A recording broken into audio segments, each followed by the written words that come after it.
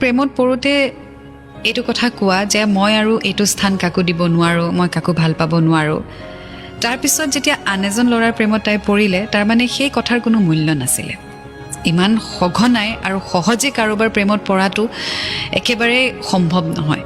গতিকে যদি আপুনি একেবাৰে সঘনাই আৰু অতি সহজতে কাৰোবাৰ প্ৰেমত পৰে, তেতিয়াহ'লে ইয়াৰ মিনিংটো এইটোৱে যে আপুনি একেবাৰে অকলশৰীয়া। আপোনাক এটেনশ্যন লাগে, আপোনাক মৰম লাগে। আপুনি বহুত বেছি মৰম আকলোৱা মানুহ, য'তেই মৰম পায় তাতেই আপুনি গুচি যায়।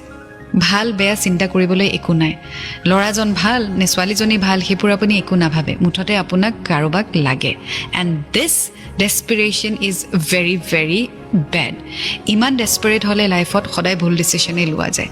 গতিকে যেতিয়া এনেকুৱা ধৰণৰ লোনলিনেছে হণ্ট কৰে বা এনেকুৱা ধৰণৰ ছিটুৱেশ্যন য'ত আপুনি কাৰোবাক নহয় কাৰোবাক প্ৰয়োজন হয় বা বিচাৰে, সেইটোত নহয় নিজকে কণ্ট্ৰল কৰিবলৈ চেষ্টা কৰিব, নিজৰ মনক কণ্ট্ৰল কৰিবলৈ চেষ্টা কৰিব, নিজৰ হৃদয়খনক কণ্ট্ৰল কৰিবলৈ চেষ্টা কৰিব। কাৰণ আৱেগিক হৈ আপুনি হয়তো ভুল মানুহ এজনৰ লগত ৰিলেশ্যনশ্বিপত সোমাই পৰিব আৰু তাৰপিছত সেই ৰিলেশ্যনশ্বিপটোৰ পৰা ওলাই অহাটো কষ্টকৰ যাত্ৰা।